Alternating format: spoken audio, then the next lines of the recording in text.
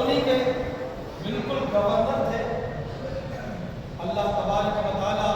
ان کا فیضان ہم سب پر جاری و ساری عطا فرمائے.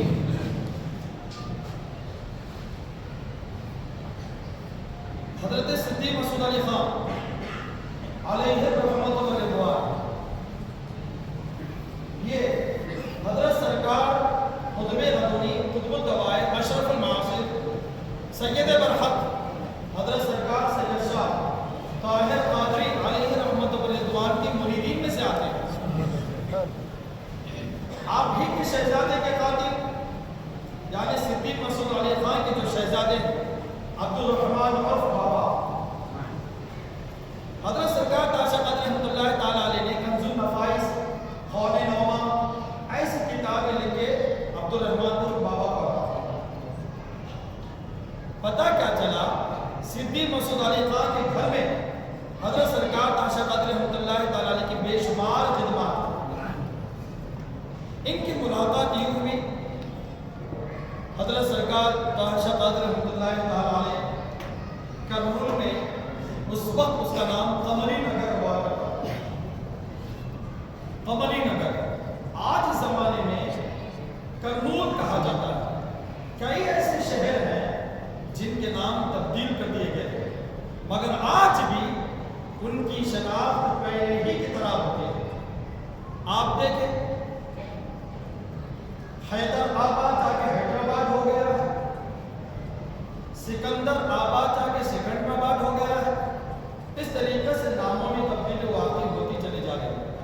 اخلاص پور تھا اجلاس پور ہو گیا ہے، اسحاق پٹنم تھا وشاکھاپٹنم ہو گیا، پھر وشاکھاپٹنم سے ویزاگ ہو گیا. بہرحال ناموں میں تبدیلی واقع ہو گئی. الحمدللہ جس زمین پر ہم آپ موجود ہیں اس کا نام آپ سنیں گے تو دل باغ باغ ہو جائے گا. آج ادونی بولا جا رہا ہے، ایک زمانے میں اس کو امتیاز نگر کہا جاتا تھا، امتیاز گڑھ کہا جاتا تھا. حضرت صدیق مسعود علی خان رحمۃ اللہ تعالیٰ علیہ کے متعلق ہمارے خطیب ملت خطیب ذیشان خطیب جنید ہاشمی صاحب کو دامت برکاتہم العالیہ لب گشائی کریں. آپ حضرات سے گزارش ہے بغور سماعت فرمائیں. انشاءاللہ اس کے بعد شاد خوشی ہوگی، اس کے بعد فوراً ہم فاتحہ خانوں کی طرف آ جائیں.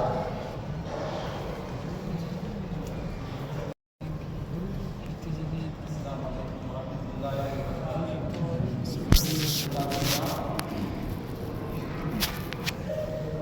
350 سال قدیم شاہی جامع مسجد ادونی کے بانی اور روح کے سالانہ برسی کے فاتحہ آج ہونے جا رہے ہیں. آج 28 رمضان مبارک ہے. چنانچہ صدیق مسعود خان رحمۃ اللہ علیہ کی سالانہ برسی کے فاتحہ منعقد ہے. آج ہر سال منعقد کی جاتی ہے. صدیق مسعود خان ملک حبشہ کے رہنے والے تھے، کرنول نواب کے غلام تھے، ادونی کے نواب ملک ریحان خان صاحب کے منہ بولے بیٹے تھے. حضرت سید شاہ طاہر قادری رحمۃ اللہ علیہ کے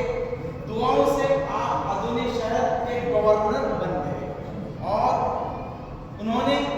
1650 کو 2 سے 80 کو 7 تک حکومت کی. وہ زمانہ جنوب میں عادل شاہی بیجاپور کا تھا اور مرکز میں مغلیہ حکومت تھی اور شاہجہاں حکمران تھے. صدیق مسعود خان نے شاہی جامع مسجد کی تعمیر 24 جون 1604 کو شروع کی اور 12 جون 1607 کو مکمل ہوئی. انہوں نے جاگیرات وقف کرنے کے شاہی خطیب و دیگر کو خلعت عطا کی. 350 سال گزرنے کے بعد بھی یہ مسجد اپنی شان و شوکت کے ساتھ قائم دائم ہے، ہمیشہ اور قائم دائم ہی رہے گی اور اللہ تبارک تعالیٰ ان بزرگوں کا فائز جاری رہے گا. اور یہ شاہی جامع مسجد بننے سے پہلے صدیق مسعود خان رحمۃ اللہ علیہ اولیاء کرام سے محبت رکھا کرتے تھے. اتنی محبت آپ اولیاء کرام سے پوچھتے ہیں کہ یہاں پر میں ایسا شاندار محل بنانا چاہتا ہوں لوگ ادونی شہر یا آس پاس کے لوگ دیکھ کے رش کریں.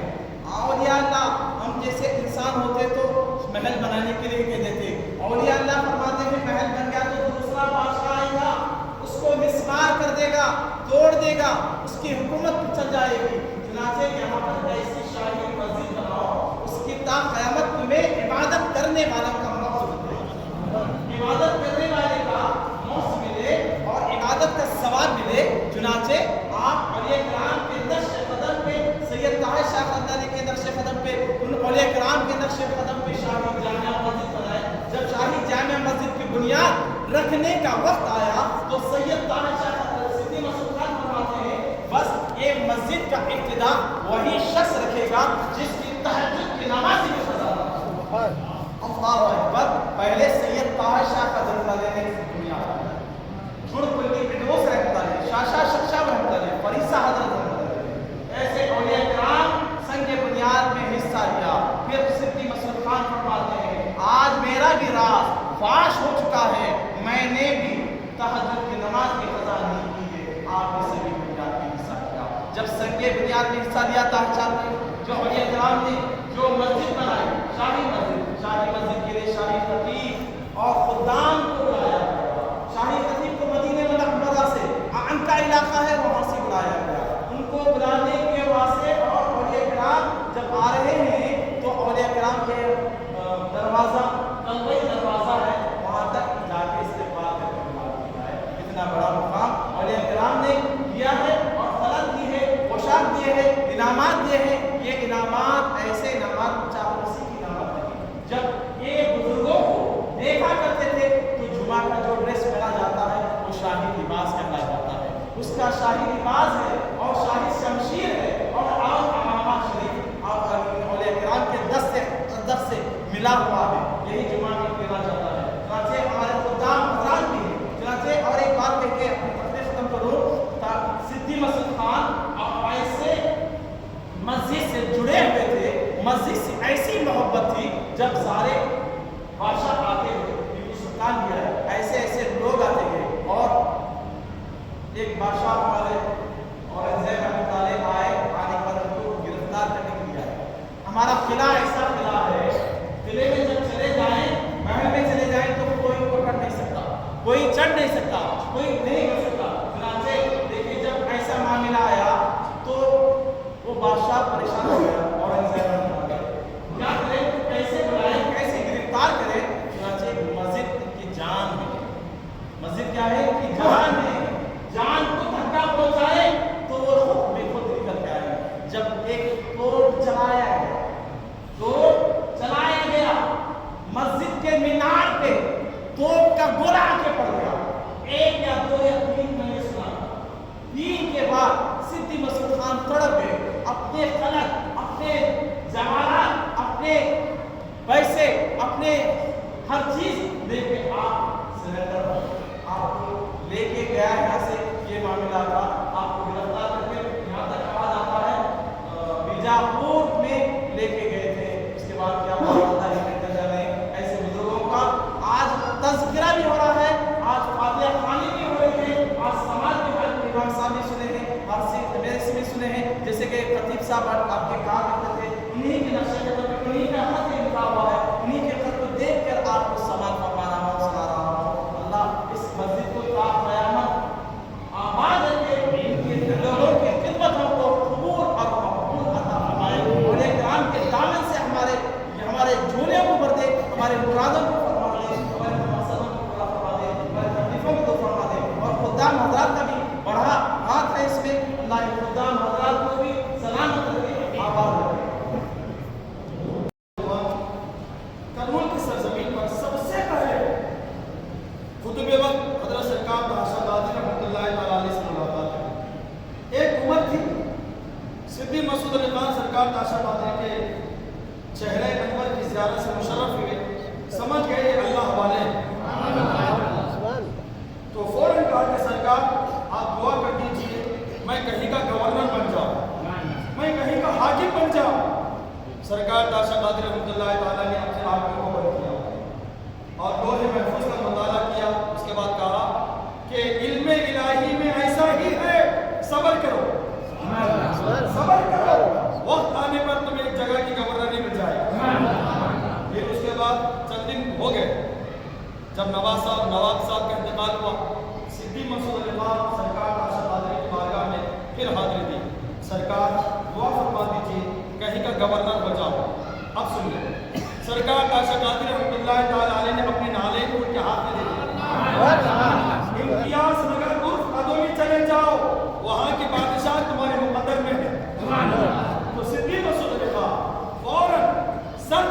رکھنے کو جو مل جائے نالے نے پا کے حضور ہم بھی کہیں گے بادشاہ تو سرکار تاشا قدر رحمۃ اللہ تعالیٰ علیہ کے نالے نے مقدسہ اپنے سر پر رکھ کر آپ امتیاز نگر عرف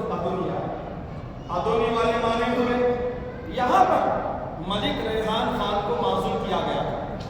کوئی بادشاہ نہیں تھا یہاں اب یہاں پر صدیق مسعود رضوان انٹر ہو رہے ہیں ادونی والے لوگ کون ہے کہاں سے آئے تاریخ کی کتابوں میں آتا ہے اللہ تعالیٰ عارف نعمانی علیہ رحمت و رضوان کے مرقد پر انوار برسائے بہترین مورخ ایسے مورخ ہمارے علاقے دکن میں آپ جیسا مورخ نہیں علم فارسی لینی چاہیے علم عربی لینی چاہیے علم ادب علم اردو بے شمار علم شعر و شاعری سارے علوم آپ کے سینوں میں جگہ فگر حضرت سرکار عارف نعمانی علیہ رحمۃ اللہ آپ کہتے ہیں سارے سوالات کی کون ہے کہاں سے آئے ان سوالات کا ایک ہی جواب آپ نے دیا یہ دل کو نالے یہ نالے جو نہیں سرکار تاشا قادری کے نالے دیکھتے خاموش ہو بالکل خاموش دیکھتے دیکھتے ایک نو والد شخص کو یعنی صدیق مسعود علی خان کو ادونی کا حاکم بنا دیا تو جب اس طریقے سے یہاں کی زمین کو 11,000 روپے میں اس وقت خریدا گیا حضرت سرکار عارف نعمانی کہتے ہیں 11,000 روپے میں اس وقت پوری زمین کو خریدا گیا اور اس طریقے سے پھر یہ فی سبیل اللہ وقف کر دیا گیا حضرت سرکار صدیق مسعود علی خان اور آپ کے پورے شہزادگان صدیق عنبر وغیرہ پورے سرکار تاشا قادری کے مریدین میں آپ شمار ہوتا ہے ماشاءاللہ یہ تمام باتیں ہمارے فراش بشیر صاحب اللہ تعالیٰ ان کی صحت میں برکت عطا فرمائے ان کی بڑی والہانہ عقیدت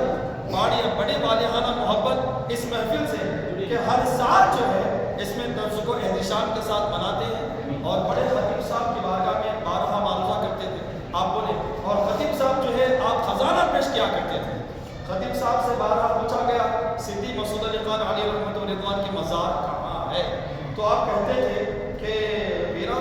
کہ میں جہاں تک سمجھتا ہوں آپ کے مزار کہ بیجاپور کے جیل میں یا پھر بنارس کے جیل میں یہ کہا جاتا تھا بہرحال حضرت سرکار صدیق مسعود علی خان ایک بہترین متبع شریعت متبع حقیقت متبع معرفت متبع حقیقت یہ تمام چیزیں آپ کے اندر موجود ہیں میں ایک نقطہ بیان کرتا ہوں آج ہمارے پاس کچھ بھی نہیں ہے ہم گھر کے بھی بڑے اچھے طریقے سے ذمہ دار نہیں ہیں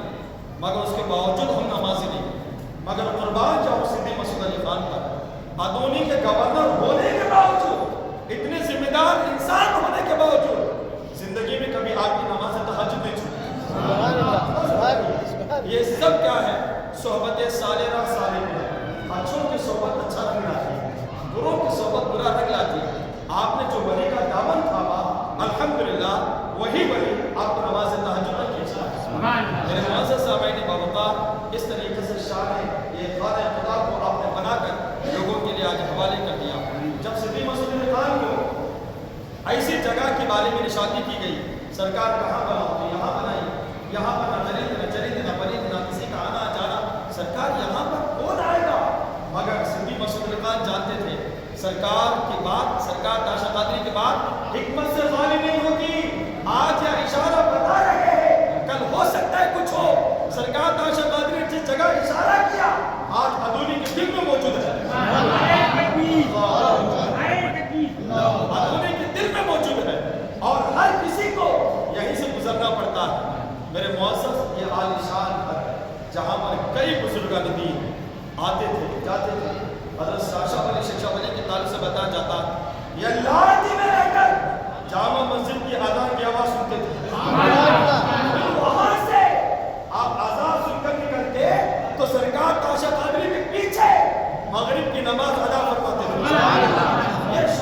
جامع مسجد جہاں آپ بیٹھے ہوئے سرکار تاشا قادری کے قدم تو قدم کیا یہ وہ مسجد ہے جو اللہ تعالیٰ کی بارگاہ میں اتنی مقبول ہے سرکار تاشا قادری رحمۃ اللہ تعالیٰ علیہ جب عالم روحانیت میں غوث اعظم کو بلانا مقصود ہوا یہی جگہ کا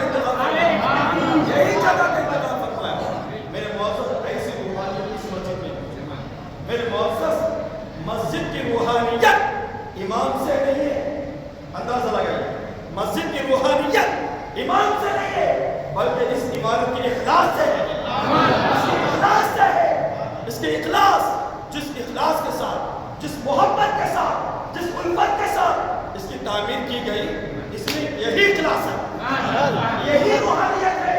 اس سے بڑھ کر روحانیت نہیں ہے۔ بھائی امام آئیں گے جائیں گے کچھ بھی ہو مگر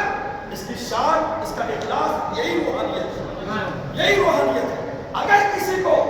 مسجد میں آنے کے بعد روحانیت پتہ نہیں چلتی تو امام ذمہ دار نہیں، اس کا دل ذمہ دار ہے، اس کا ذہن ذمہ دار ہے، اس کا دل ذمہ دار ہے، اس کا دماغ ذمہ دار ہے۔ اتنی زبردست عالیشان مسجد میں آنے کے بعد کہ جتنے اولیاء کرام کے یہاں پر ہاتھ لگے ہوئے، یہاں پر آنے کے باوجود بھی اسے اگر روحانیت محسوس نہیں ہو رہی ہے، اس کے دل کا علاج کر لینی چاہیے، اس کی فکر کا علاج کر لینی چاہیے، اس سے بڑھ کر کچھ اور نہیں۔ میرے معزز، یہاں پر روحانیت کو محسوس کیا جاتا ہے، امام سے نہیں بلکہ یہاں پر اولیاء کرام کی روحانیت موجود ہے، یہاں پر اولیاء کرام کے جو نقوش پڑے ہوئے ہیں، یہاں پر شاشا ولی کی جو پیشانی لگی ہوئی، سرکار تاشا قادری کے کعبے لگے ہوئے، غوث اعظم کی یہاں پر جسم و جسمانیت کی روحانیت لگی ہوئی، اسی بنا پر یہاں پر روحانیت کو محسوس کیا جاتا ہے۔ یہاں پر روحانیت کسی پڑھانے والے کے اعمال سے نہیں، جو اس کے کمانوں میں جہاں چراغ و مسجد و محراب و رہتا ابو بکر عمر عثمان و حیدر، اس عقیدے سے روحانیت کو محسوس کیا جاتا ہے۔ یہاں پر پڑھانے والے کے اعتبار سے روحانیت کو محسوس نہیں کیا جاتا بلکہ اس کے کمانوں میں جو یا شیخ عبد القادر جیلانی شاہ اللہ نے اس کو دیکھ کر اپنی آنکھوں میں، اپنے دلوں میں روحانیت کو محسوس کیا جاتا ہے۔ اگر اس کے باوجود اسے روحانیت نہیں محسوس ہو رہی ہے تو پھر جو ہے کسی پڑھانے والے کو ذمہ دار نہیں بنانا چاہیے، اپنے دل کا علاج کر لینا چاہیے،